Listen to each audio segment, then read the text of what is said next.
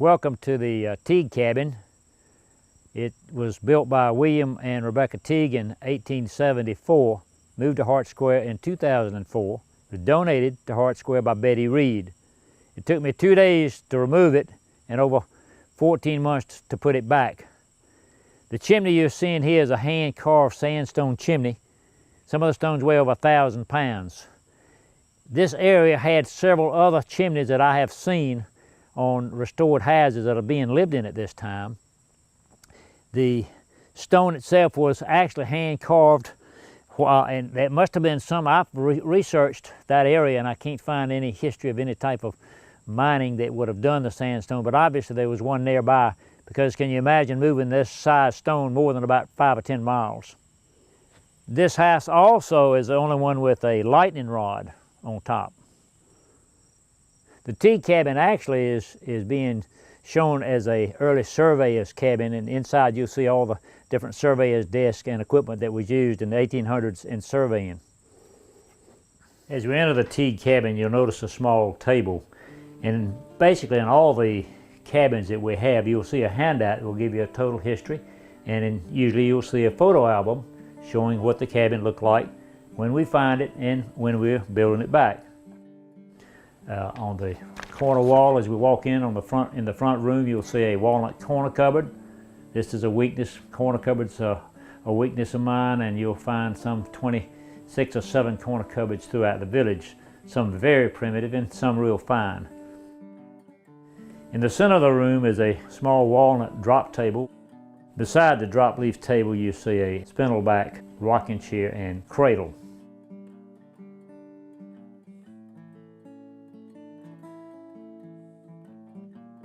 The mantel is all original. It was taken down with the house, as are the panel boards, which were carefully wire brushed, requiring probably 3 to 4 weeks. The early clock, wooden rollers, is on the mantelpiece along with a small face jug. An early piece of Catawba Valley pottery is noted on the hearth. This cabin we try and depict a surveyor that would have lived here. You'll see an early surveying desk, a compass, map cases, the chains as you would have found where they used lengths of chain, a number of surveying books and instruments you'll find located on the desk itself. Notice a 19th or possibly early 18th century lumber stick hanging on the wall, some 16 sides, used just like a calculator would be today, where the surveyor, when he was in the wood surveying, could calculate the amount of lumber from a single tree. A map box is noted on the table underneath it, along with small map boxes and several instruments and sketches and maps that can be seen hanging on the wall. Next to the wall on the right side, coming into the door, you see a hunt board. These were generally used, and by definition usually stood at least 16 to 29 inches off the floor.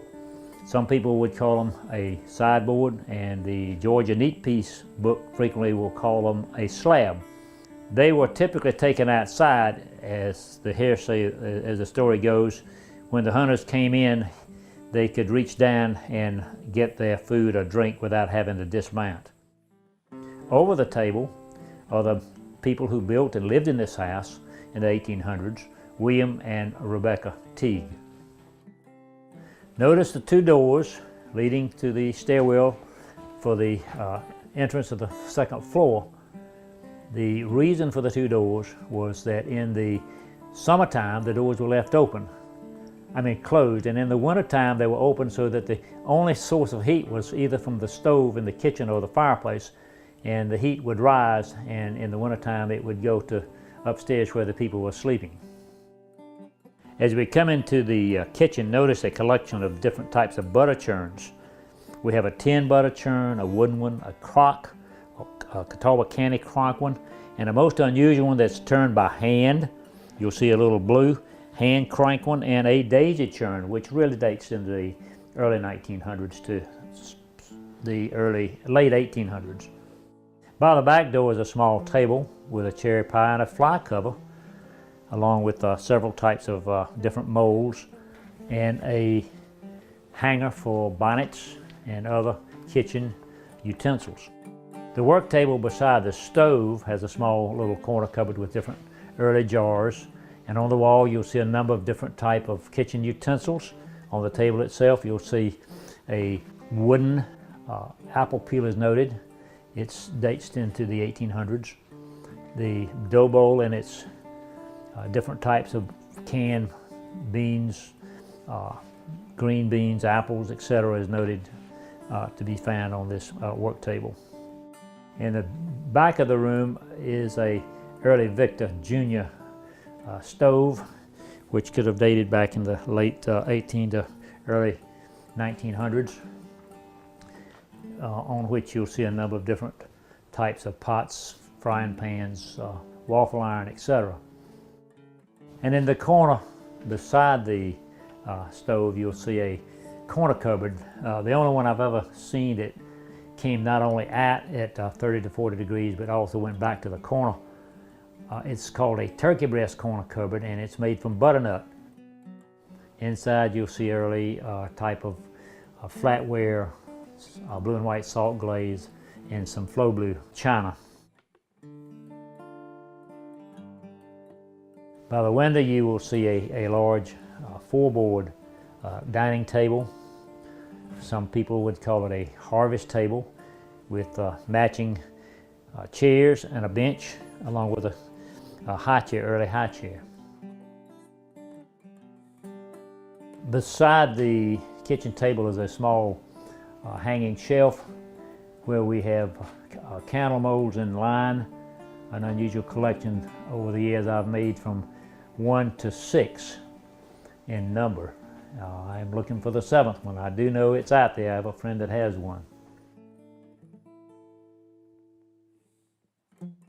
On the wall leading to the bedroom, you'll see a beautiful southern heart pine step back cupboard, probably dating in the 1860s.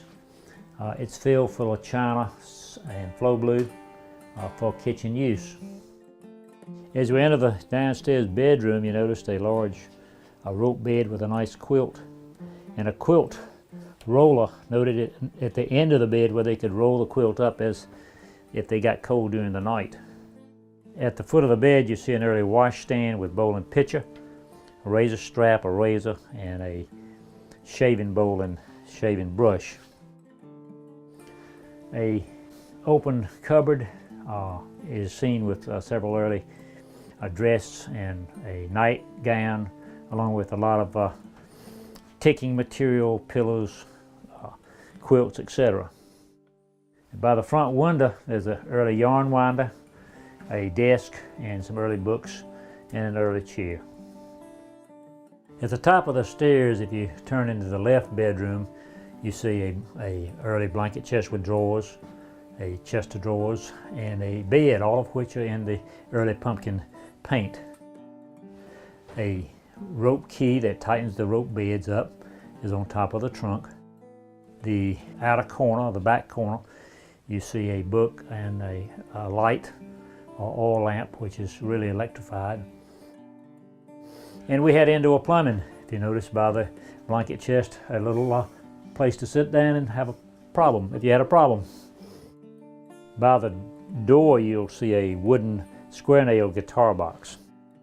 At the top of the stairs you'll see some shelves where you see blankets, candles, and all types of things that would have been stored in this particular area. And to the right bedroom you'll see a high potty chair, which I've never seen before. In fact, it took me several months to find a chamber pot that would be tall enough for its use. In this bedroom you'll see 2 rope beds, 2 beautiful quilts, in the middle a chest of drawers with the wash basin, pitcher, and a shaving mug and a brush. A trundle bed is noted underneath the first bed, and on the wall from the stairs is a beautiful early heart pine 4-drawer chest of drawers. An early blue trunk is noted at the second bed, along with a a stand that could have held either the quilts or towels, etc. Both rooms have closets with linen pulls, and inside you'll find early clothing, hat boxes, shoes, etc. In the front far corner by the front bed, you'll see a child's horse for riding and a small child's chair.